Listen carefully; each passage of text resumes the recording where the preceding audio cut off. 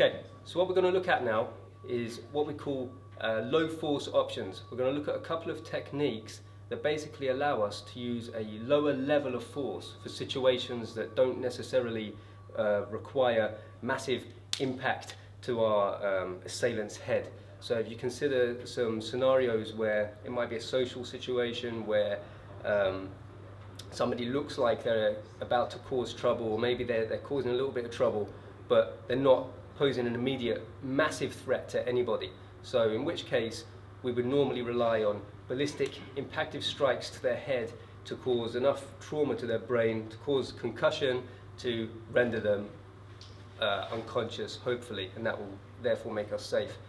If the situation doesn't warrant that level of force, then what we want to do is use some grappling based techniques in order to either restrain them where they are, to contain them on the floor, or to relocate them out of the building. So if you consider the sort of techniques that bouncers and police officers might need to restrain somebody, to prevent them being a threat, but at the same time to do so in such a way that they don't get hurt. Okay, so that's what grappling is for. You wouldn't use grappling for a high force situation because it puts you in all sorts of tactical disadvantages, but we'll save that for another time. So first thing we'll look at is something that's quite popular in the self-protection circles. You'll see a lot of instructors teach this, and it's known as the spin and choke, and it basically just looks like this. So I have my guy in front of me, he's posing a sort of threat to me. It's okay, you keep those down. So he looks like he's about to do something physical. I don't have to let him do that. I don't have to allow a situation to become physical against me before I do anything.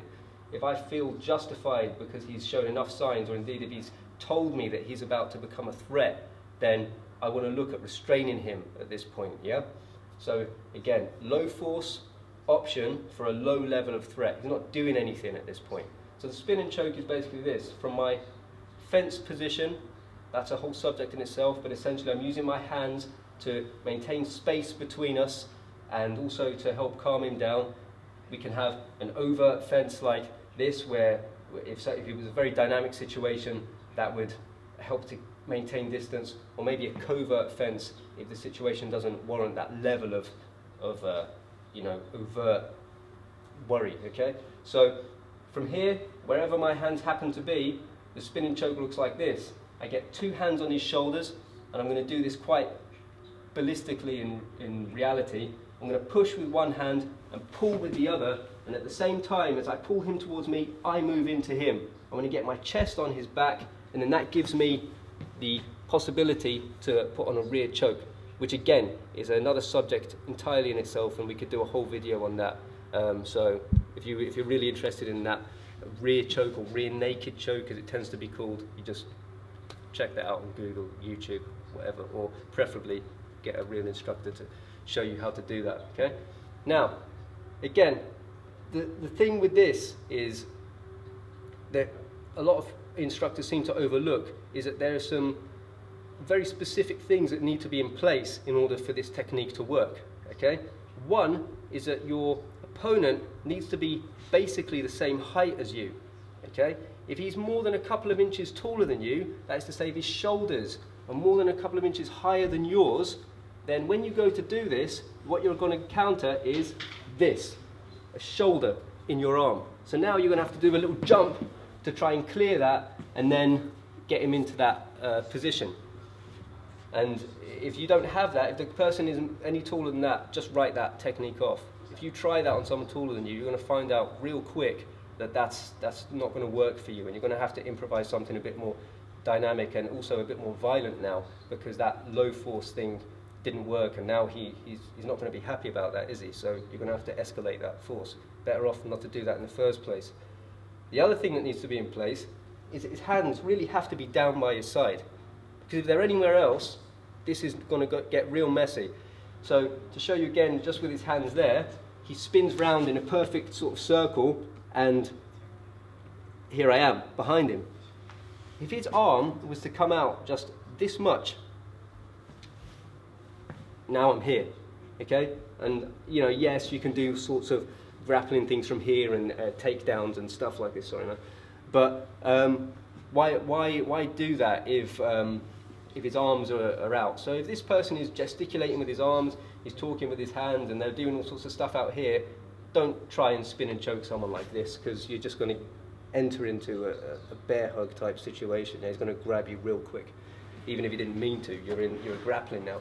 So, however, I do still teach this myself. However, but I'm always honest about its application. And the reason I still keep it within my collection of low force options is because when those two things are in place, this person's hands are down by his side, which a lot of people do when they're being a bit aggressive, and that he isn't that much taller than me, which, there are plenty of people my height and shorter, yeah? When those things are in place, the rear choke, the spinning choke is great.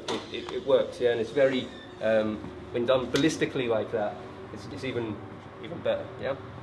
And from there, of course, once I have this position, one of the beautiful things about the rear choke is I've got options now to either render him unconscious by putting it on. I can put him to sleep and lower him to the ground. Don't ever drop people when you've choked them out, because then it's not low force anymore when they smack their head off the floor.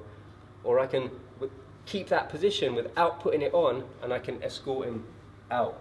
Well, we're not going to go into that now, but if you start walking backwards when you've got someone in this position, they go in wherever you're going, really. And the faster you move backwards, the less likely the less able they are to offer any sort of resistance. So, with all that being said, if somebody's arms are in play, we still have an option that gets us to basically the same position.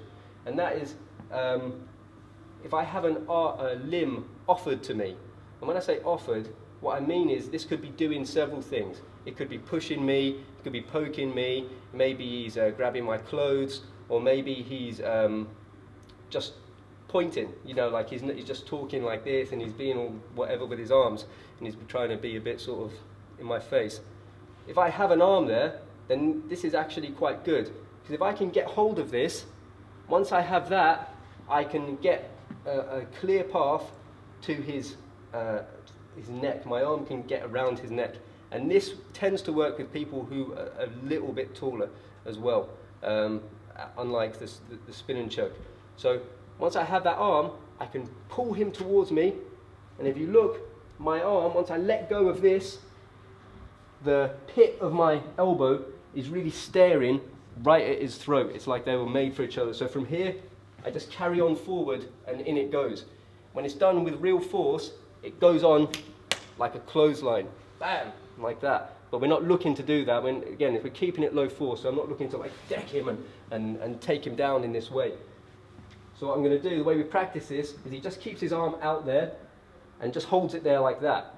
And this, again, can represent any one of those things that I mentioned before. This isn't literally if somebody is doing this to you, yeah?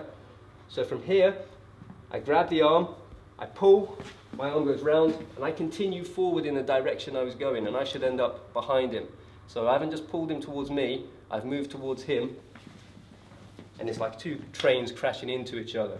So one thing to bear in mind is when practicing this is that if this person was moving his arm around, I don't want to just try and grab it like that, because if you start to move your arm about now, then there's a chance I might miss. So one way we can increase the chances of us getting a good grip on that arm is to do a wax off type motion, yeah? So my right arm to his right arm, I get the blade of my hand or the blade of my forearm on his arm, and I circle round, and that's a much better chance than if this is a bit dynamic of me getting that grip. If I circled round, I do the wax off technique. So he keeps his arm there, wax off, I have that grip, pull him in, and here we are. Now I have my options to choke him out or to restrain him or take him out or whatever the situation is. So again, just one more demonstration of the way we practice that. His arm's up there, and of course if you want to swap arms, then he gives you the other arm, and then you do it the other way. The hand that does the pulling is the hand that goes on the neck. So I've got his arm here, it goes on. As I pull, I let go, slap that on, and carry on round, loop my other arm round to complete the rear naked choke, and that's how we do that. So that's the spin and choke, and also the arm pull to the rear choke.